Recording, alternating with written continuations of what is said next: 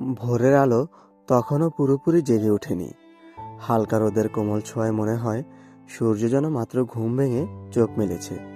তার আলো তীক্ষ্ণ নয়, বরং লাজুক। মাটির বুকে ধীরে ধীরে নামছে। শিশির ভেজা ঘাস আর ফসলের পাতায় পড়ে ঝিলমিল করে উঠছে। চারপাশে এক গভীর শান্তি, এমন এক নীরবতা যেখানে শব্দ নেই বলেই নয়, কিন্তু শব্দগুলো এতটাই মৃদু যে তারা প্রকৃতির সঙ্গে মিশে গেছে। মাঠ জুড়ে ধীরে ধীরে সবুজের বিস্তার। শস্যের কচি ডগাগুলো রাতের বিশ্রাম শেষে নতুন দিনের প্রস্তুতি নিচ্ছে। এই সবুজের মাঝখানে হঠাৎ করে চোখে পড়ল এক বিস্ময়কর দৃশ্য। এক টুকরো নয়, যেন অসংখ্য টুকরো হলুদ প্রাণ। সরিষা ফুলে ভরে গেছে ক্ষেত। হলুদের এমন বিস্তার যেন সূর্যের আলো মাটিতে নেমে এসেছে, অথবা মাটি নিজেই আলো হয়ে উঠেছে। এ হলুদ কোনো চড়া রং নয়, একটি শান্ত, গভীর আর স্নিগ্ধ রং। ফুলগুলো স্থিরভাবে দাঁড়িয়ে আছে, কোনো তাড়াহুড়ো নেই, কোনো অস্থিরতা নেই। তাদের এই স্থিরতা যেন এক ধরনের শিক্ষা দেয়। পৃথিবীর সব কিছু যে দ্রুত হবে, সব কিছু যে দৌড়ের উপর মধ্যে থাকতে হবে, তা নয়। কিছু সৌন্দর্য আছে যা ধৈর্যের মধ্যেই পূর্ণতা পায়। শিশিরের ভেতর দাঁড়িয়ে থাকা সরিষা ফুলগুলো হালকা বাতাসে দুলছে। দোলাটা মনে হয় এতই মৃদু, তারা বাতাসের সঙ্গে কথা বলছে।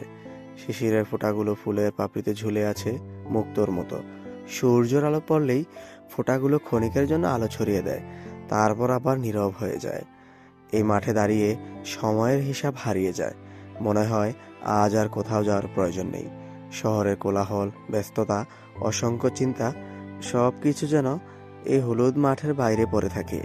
এখানে দাঁড়িয়ে মন স্থির হয়ে আসে। এই স্থিরতা কোনো শূন্যতা নয়, বরং এক গভীর পূর্ণতা। কবিরা বারবার ফিরে এসেছেন এমন মাঠে, এমন সকালে, কারণ প্রকৃতি এখানে কেবল দৃশ্য নয়, একটি অনুভূতি। সাহিত্যিকরা এই হলুদকে দেখেছেন আশার রং হিসেবে, নতুন শুরুর প্রতীক হিসেবে। শীতের শেষে সরিষা ফুলের আগমন গ্রাম বাংলায় কেবল ফসলের সংবাদ দেয় না, দেয় জীবনের পুনর্জাগরণের বার্তা। এই মাঠ সাক্ষী হয়ে থাকে মানুষের জীবনের নানান গল্পের। কৃষকের ভোরের হাঁটা, ক্লান্ত হাতে ফসলের যত্ন, চোখে ভবিষ্যতের স্বপ্ন, সব কিছুই এই সরিষা ক্ষেত জানে। হলুদ ফুলের নীরব উপস্থিতিতে লুকিয়ে থাকে পরিশ্রমের ইতিহাস, অপেক্ষার ধৈর্য আর প্রকৃতির সঙ্গে মানুষের সহাবস্থান।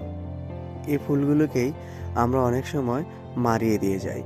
ছবি ওঠার নাম করে কৃষকের এই কষ্টের ফসল আমরা নষ্ট করে ফেলি। আসলে এইটা কোনোভাবেই কাম্য নয়। ফুলের ভালোবাসা কাছে থেকে নেওয়া যায়, ফুলকে নষ্ট করে নয়।